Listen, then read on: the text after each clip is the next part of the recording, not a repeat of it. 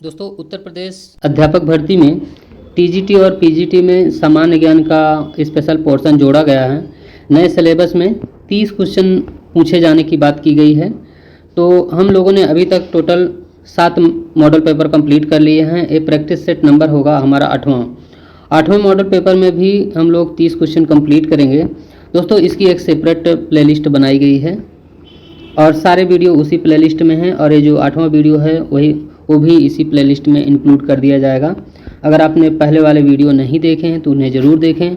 साथ ही बीपीएससी और जेटीईटी से रिलेटेड भी वीडियो प्रोवाइड किए जा रहे हैं। दोस्तों, अध्यापक भर्ती में आने वाले जीके के ही वीडियो इस चैनल में प्रोवाइड किए जा रहे हैं। अगर आप अध्यापक भर्ती की तैयारी करते हैं तो ज़रूर देखें।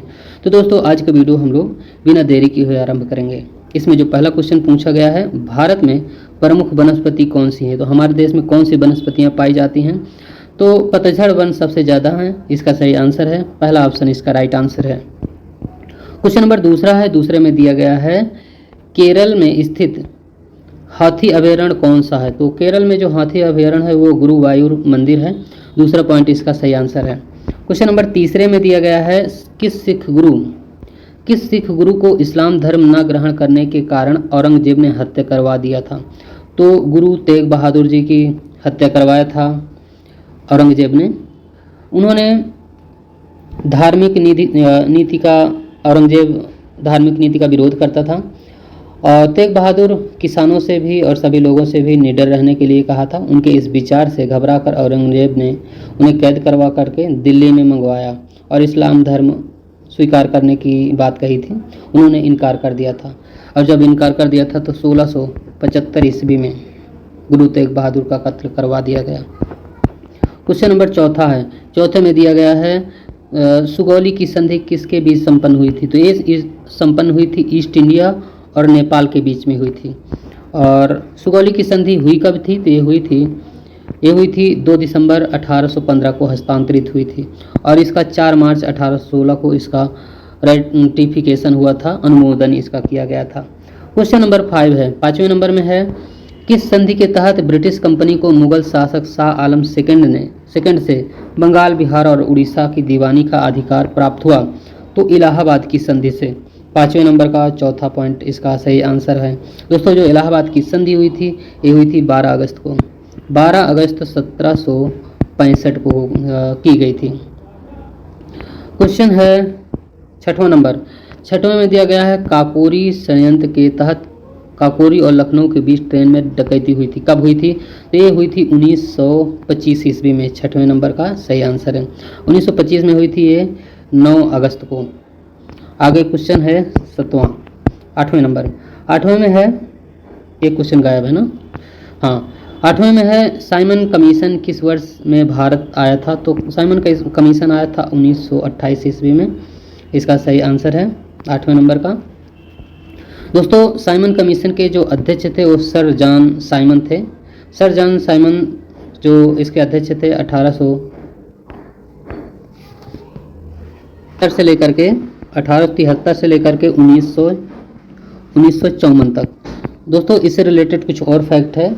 जो साइमन कमीशन के अध्यक्ष सर जॉन साइमन थे, ये 1927 में मॉन्टेग्यू चेम्सफोर्ड सुधार के काम में शामिल होने के लिए एक शाही संसदीय आयोग के रूप में गठित किया गया था।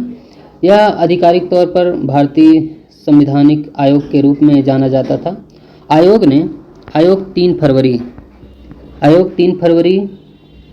1928 को 3 फरवरी 1928 को मुंबई पहुंचा था और फिर भारतीयों ने साइमन कमीशन का बहिष्कार किया था। बहिष्कार इसलिए किया गया था क्योंकि उसके पास कमीशन में कोई भी भारतीय सदस्य नहीं होने की वजह से। क्वेश्चन नंबर है 9 में दिया गया है सविनय अवज्ञा आंदोलन 1930 का मुख्य कारण क्या था। तो मुख्य कारण था नमक पर अंग्रेजों के एकाधिकार के खिलाफ विरोध। क्वेश्चन नंबर 10वें में दिया गया है सरदार वल्लभ भाई पटेल को सरदार की उपाधि किसने दी थी। तो इसका सही आंसर हो जाएगा। क्वेश्चन है सरदार वल्लभ भाई पटेल को सरदार की उपाधि किसने दी थी। तो इसमें ऑप्शन नहीं है। सरदार